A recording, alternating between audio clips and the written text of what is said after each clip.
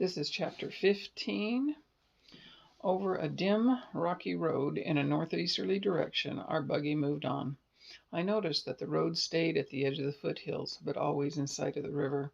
About the middle of the afternoon, we stopped at a small stream to water the team. Papa asked Grandpa if he intended to go all the way to the campground before stopping. No, he said, I figured to put up for the night when we reached Bluebird Creek. With a good early start in the morning, we could make the campgrounds in plenty of time to pitch our tent and set up camp. Late that evening, we reached Bluebird Creek. We didn't set up our tent. With a tarp, we made a lean-to and built a large fire out in front of it. While Grandpa fed and watered the team, Papa and I carried our bedding to the shelter and made down our beds. Grandpa said, While we're cooking supper, you see to your dogs. Feed them and fix them a warm bed. I figured to cook them some more cornmeal mush, I said. That's what they're used to eating. Mush, Grandpa prowled. They're not going to have mush, not if I can help it. He walked over to a grocery box, mumbling as he did, Mush! A hound can't hunt on a belly full of that stuff. He came back and handed me 2 large cans of corned beef hash, saying, Here, reckon they'll eat this. I wanted to hug my old grandpa's neck. Sure, Grandpa, I said, they'll love that. Opening one of the cans, I dumped it out on a piece of bark in front of old Dan. He sniffed at it and refused to eat. I laughed, for I knew why. While I was opening the other can, Grandpa came over. What's the matter? He asked. Won't he eat it? Sure, Grandpa, I said. He'll eat, but not before little Ann gets her share. With the second can opened, I fed her on another piece of bark. Both of them started eating at the same time. With an astonished look on his face, Grandpa exclaimed, Why, I'll be darned. I never saw anything like that. Why, I never saw a hound that wouldn't eat. Did you train them to do that? No, Grandpa, I said.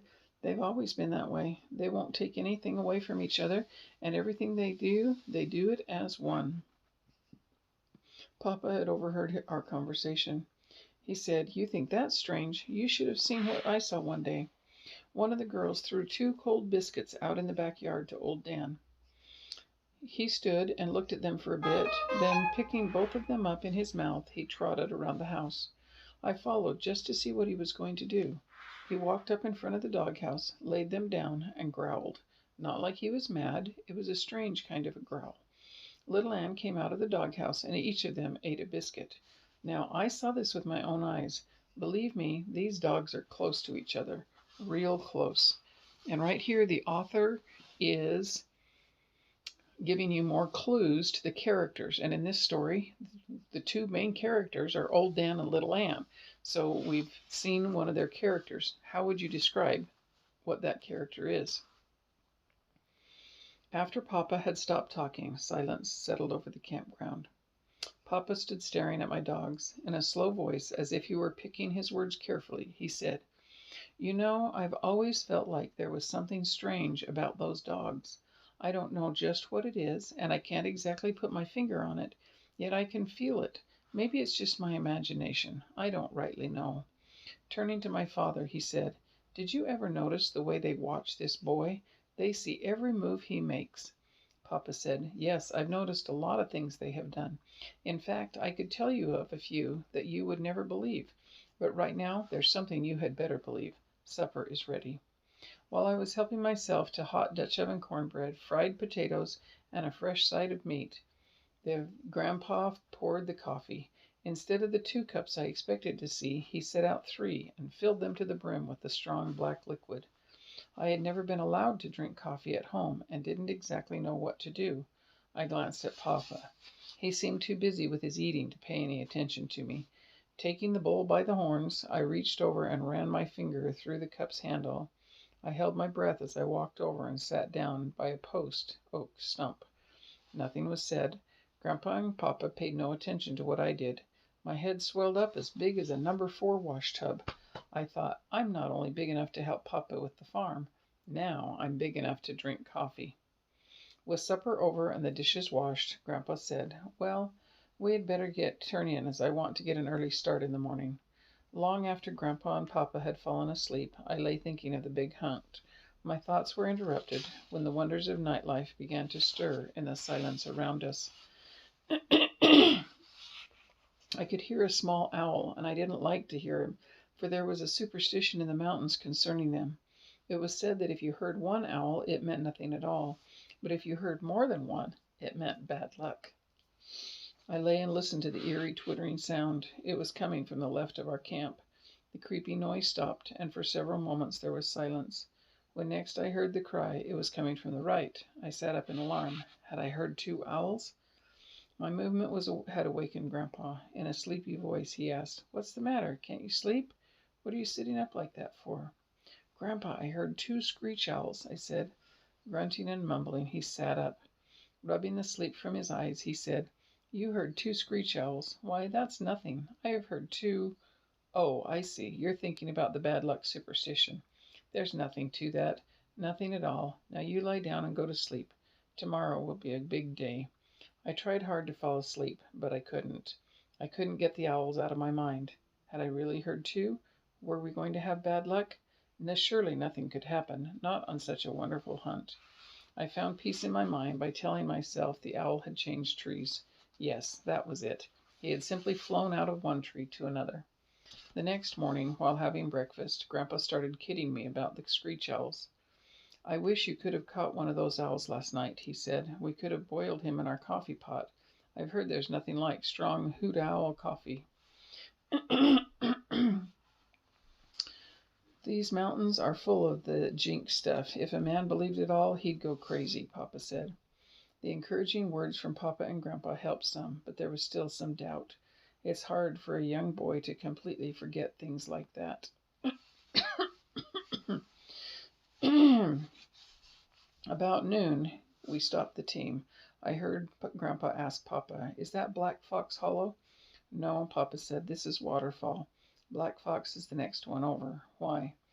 "Well," Grandpa said, "there's supposed to be a white flag at the mouth of Black Fox. That's where we leave the road. The camp is in the river bottoms." By this time I was so excited I stood up in the buggy box so I could get a better view. "Maybe you ought to step them up a little, Grandpa," I said. "It's getting pretty late." Papa joined in with his loud laughter. "You just take it easy," he said. "We'll get there in plenty of time. Besides, these mayors can't fly."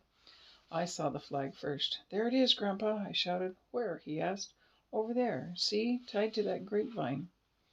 When we came in sight of the camp, I couldn't believe what I saw. I stared in amazement. I had never seen so many people at one gathering. Tents were spread out over an acre and a half of ground, all colors, shapes, and sizes. There were odd-looking cars, buggies, wagons, and saddle horses. I heard Grandpa say almost in a whisper, "I knew there would be a lot of people here, but I never expected so many." I saw an astonished look on my father's face. Off on one side of the camp, under a large black gum tree, we set up our tent. I tied my dogs to the buggy and fixed a nice bed for them under it. After everything was taken care of, I asked if I could look around the camp. "Sure," Grandpa said. "Go any place you want to go, only don't get in anyone's way." I started walking through the large camp.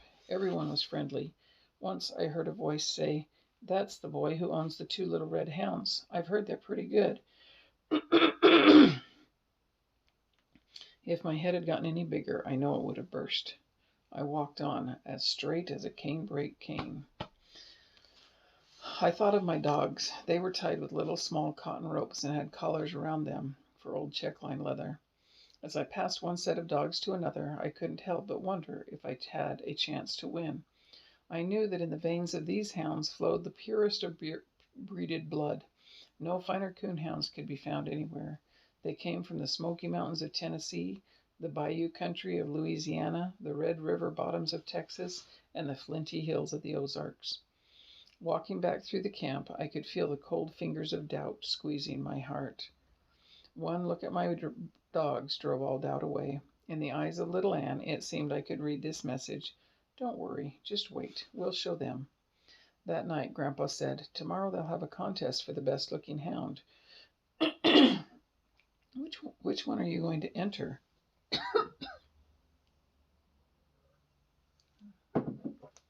I told him I didn't think I'd enter either one of my dogs. They were so little. I didn't think they had a chance. Grandpa got all huffed up. He said, "It doesn't make any difference how little they are. They're coonhounds, aren't they?" I asked him if he'd seen any of the other hounds. He said, "Yes, I've seen them all. They're sure big and good dogs, too, but it makes no difference. I don't care if your dogs are no bigger than a snuff can. They still have a chance. Now, which one are you going to enter?" I couldn't decide. I said, "I'll think about it overnight and let you know." The next morning when I stepped outside the tent, I saw men everywhere. They were combing and brushing their dogs and getting them pruned for the beauty contest. Beautiful combs and brushes were used to brush expensive oils into their glossy hair. Going over to my dogs, I stood and looked at them. I started to untie old Dan, but taking a closer look at him, I could see he could never win a beauty contest. His face and ears were a mass of old scars, caused from the many fights with tough old coons and bobcats. I held his head in my hands and felt sorry for him, but loved him that much more. I looked little Ann over and couldn't see any scars. I laughed because I knew why. She was too smart to walk right up on the face of a fight. She would wait until old Dan took hold and then dart in. I untied her rope and walked her over to our tent. My father and grandfather were gone. No doubt they were over in some tent visiting old friends and making new ones. Looking around to find something I could use to groom my dog, I saw Grandpa's open suitcase. There, right on top, was the very thing I needed, his beautiful bone-handled hairbrush and his ivory comb. Picking them up, I turned them over and over in my hand. Little Ann stood looking at me. Impulsively, I reached down and raked her from shoulder to hip with the brush. She seemed to like it. I knew I shouldn't do it, but I decided to use them. Knowing I had no oils, I got some butter from our grocery box. With the homemade butter and Grandpa's hair set, I brushed her until she shone. All the time I was grooming her, she tried to lick the butter from my hands. The job completed, I stepped back and inspected her. I was surprised at the change. Her short red hair glistened, and every one was in perfect place. Shaking my finger at her, I said, "If you lay down and roll, I'll wear you out," although I knew I wouldn't. Hearing a lot of movement outside, I looked out. Men were setting their dogs on a long table, which had been built in the center of the campground. Leading little Ann to it, I picked her up and set her on the table, too. I told her to act like a lady. She wagged her tail as though she understood. I untied the rope and stepped back. After the dogs were all lined up, the judging started. 4 judges walked up and around the table, looking at them from all angles. When one of them would point to a hound, he was taken down and eliminated from the contest.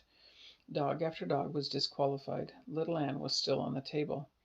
My eyes were wide, my throat dry, and my heart thumping. One judge stopped in front of little Ann. My heart stopped too. Reaching over, he patted her on the head.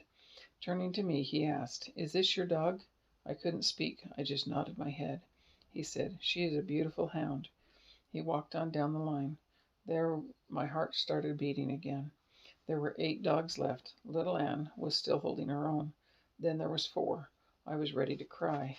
2 more were taken down. Little Ann and a big Walker hound, owned by a Mr. Kyle, were the only ones left.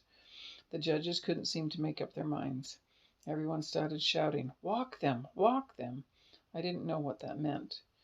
Mr. Kyle and I were told to go to one end of the table. Our dogs were placed at the other end. Mr. Kyle snapped his fingers and called to his dog. The big hound started walking toward his master. What a beautiful sight it was. He walked like a king. His body was stiff and straight, his head high in the air. His large muscles quivered and jerked under his glossy coat. But something went wrong. Just before he reached the end, he broke his stride, turned, and jumped down from the table.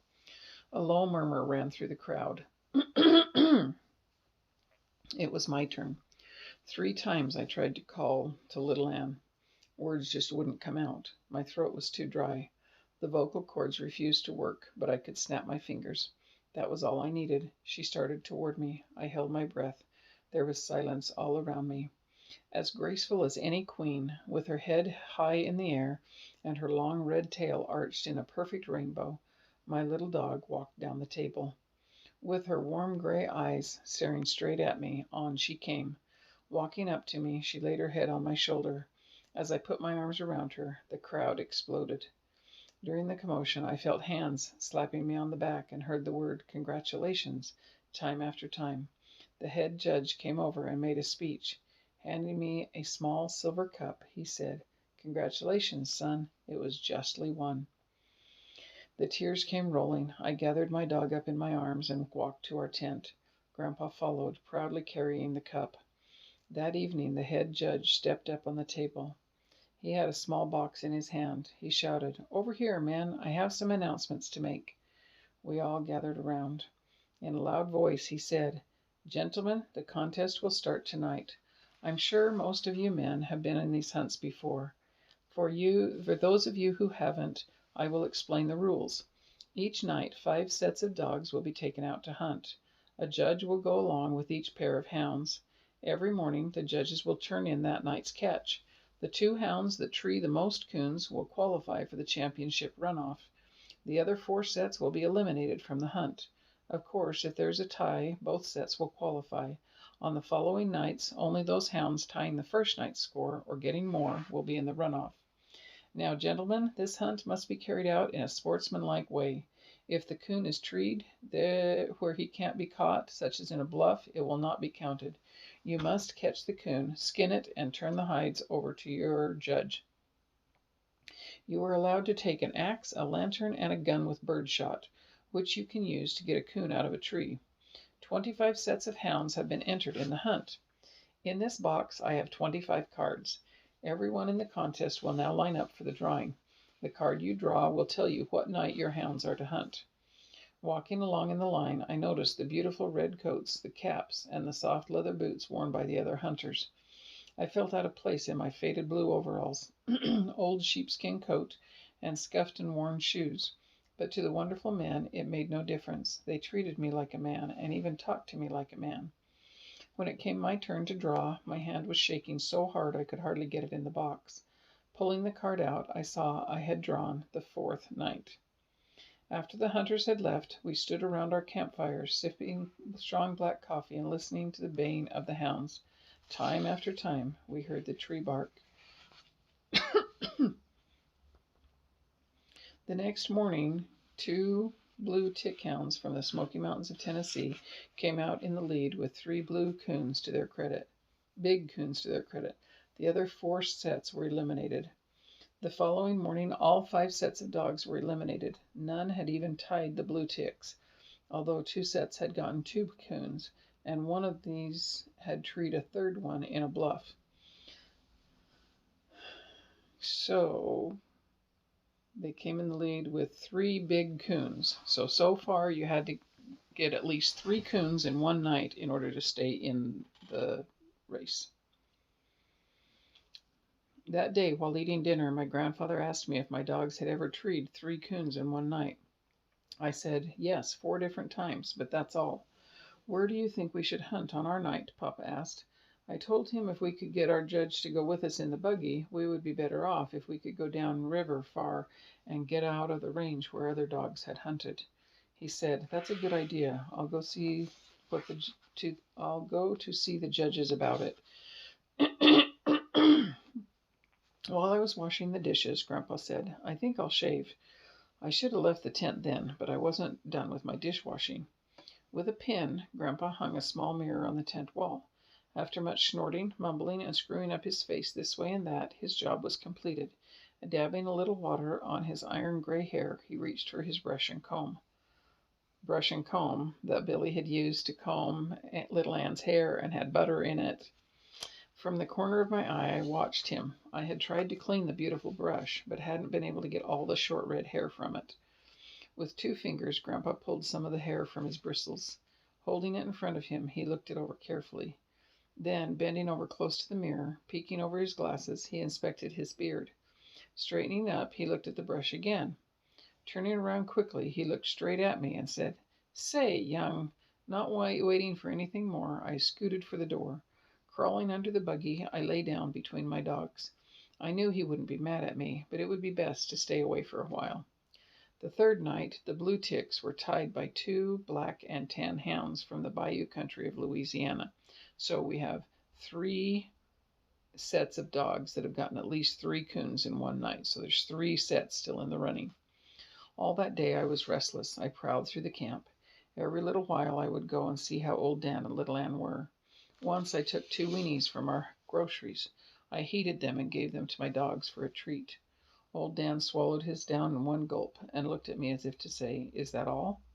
Little Ann ate hers in a ladylike way. I could have sworn I saw a little grin on her face. Grandpa was hopping around like a grasshopper, going here and there. Once, passing a tent, I heard his voice. I knew he was bragging about my dogs. I smiled to myself. Another hunter stopped me and asked, "Is it true that your hounds have treed 6 coons in one night? 3 up in one tree, or is that old man just blowing off steam?" I told him my grandfather had little steam, but he was the best grandpa a boy ever had. He patted me on the head, turned, and walked away laughing.